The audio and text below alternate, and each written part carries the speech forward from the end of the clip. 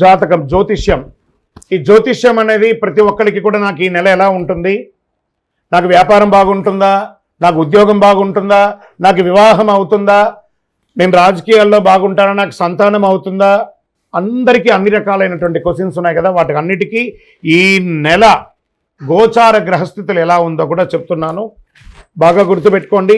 జాతకం పడుతున్న వర్షానికి ఒక గొడుగు మాత్రమే, కానీ జాతకం జీవితం కాదు. ఈ నెల గ్రహస్థితులు: రవి జూలై 16 వరకు మిథునంలో ఉండి తర్వాత కర్కాటకంలోకి ప్రవేశిస్తున్నారు. కుజుడు జూలై 26 వరకు సింహంలో ఉండి తర్వాత కన్యా రాశిలో ప్రవేశిస్తున్నారు. బుధుడు ఈ నెలంతా కర్కాటక రాశిలో ఉంటున్నారు. గురుడు ఈ నెలంతా మిథున రాశిలో ఉంటున్నారు. శుక్రుడు జూలై 24 వరకు వృషభ రాశిలో ఉండి తర్వాత మిథున రాశిలోకి ప్రవేశిస్తారు. శని ఈ నెలంతా మీనరాశి, రాహు ఈ నెలంతా కుంభరాశిలో ఉంటారు, కేతు ఈ నెలంతా సింహరాశిలో ఉంటారు. గోచార గ్రహస్థితులు బట్టి ఈ నెల రాశి ఫలితాలన్నీ ప్రిడిక్ట్ చేయడం జరుగుతుంది. మీ వ్యక్తిగత జాతకానికి ఇదొక 30 నుంచి 40% మాత్రమే వర్తిస్తుంది.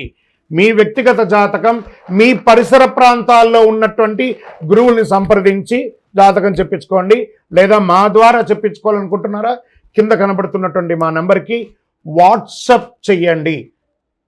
నమస్కారం. జ్యోతిషాస్త్రరీత్యా ద్వాదశ రాశుల్లో 5వ రాశి అయినటువంటి సింహరాశి మిత్రులారా, మీరు మకా నక్షత్రం 1, 2, 3, 4 పాదములు, పుబ్బా నక్షత్రం 1, 2, 3, 4 పాదములు, ఉత్తరా నక్షత్రం మొదటి పాదానికి సంబంధించిన మీరు సింహరాశి వారిగా పరిగణించబడతారు. ఈ నెల మీకు శుభాశుభ ఫలితాలు ఎలా ఉన్నాయంటే, కాస్త ఈ యొక్క అష్టమ శని యొక్క ప్రభావం కనబడుతుంది. దీని ప్రభావం ఆరోగ్యం మీద మాత్రమే కనబడుతుంది, కానీ వృత్తి వ్యవహారాల్లో కాదు. అద్భుతంగా మిగతా గ్రహాలన్నీ కూడా అనుకూలంగా ఉంది. ఉద్యోగం ఉత్సాహంగా ప్రోత్సాహకరంగా సాగిపోతుంది. నిరుద్యోగులకి మంచి అవకాశాలు రాబోతున్నాయి. విదేశాలలో ఉద్యోగాల ప్రయత్నం చేసే వాళ్ళకి వస్తుంది. ఉద్యోగం చేస్తున్న వారికి పర్మనెంట్ కూడా వచ్చే అవకాశాలు ఉన్నాయి. వృత్తి వ్యాపారాల్లో అంచనాలకు మించి వ్యాపారం జరిగే అవకాశాలు బాగా ఉన్నాయి. ఆర్థిక వ్యవహారాలు సమయం బాగా అనుకూలంగా ఉంది. చిట్ ఫండ్స్, బ్యాంక్ లోన్స్ లేదా ప్రభుత్వం నుంచి పర్మిషన్స్ ఇవన్నీ కూడా ఎదురు చూస్తున్నారు కదా, అవన్నీ రాబోతున్నాయి. మీరే ఇతరులకు సహాయం చేసే స్థితికి ఎదుగుతారు. విదేశాల్లో విదేశీ కంపెనీతో కలిపి వ్యాపారం చేసే ఈ నెలలో అప్రమత్తంగా ఉండాలి. ఎల్సీ లేకుండా ఇవ్వకండి, జాగ్రత్త పడండి. వ్యాపారానికి కొత్త వ్యాపారం చేయడానికి సమయం చెడు కాదు, మంచి కాదు. కొంచెం జాగ్రత్త పడండి. విదేశాల్లో వ్యాపారం చేసేటప్పుడు ఏదైనా కొత్త ప్రయోగం లేదా చేసేటప్పుడు అజాగ్రత్తగా ఉండడం మంచిది కాదు. అనుకున్న పనులు అనుకున్నట్టు పూర్తి అవుతాయి. ఏ ప్రయత్నం తలపెట్టినా విజయవంతంగా ఉంటాయి. ఆస్తి వివాదాలు కొలికి వస్తాయి. మిత్రుల సహాయంతో ముఖ్య వ్యవహారం అద్భుతంగా చేస్తారు. పెళ్లి ప్రయత్నాలు కొద్దిపాటి ఆశాభంగం అవుతుంది. ప్రేమ వ్యవహారాల్లో అన్యోన్యత తగ్గే అవకాశాలు ఉన్నాయి, జాగ్రత్త పడండి. విడిపోయిన భార్యాభర్తలు సహోద్య కాస్త తగ్గినట్టుంది. కూర్చొని మాట్లాడి ఇది మన జీవితం కాబట్టి కలవండి.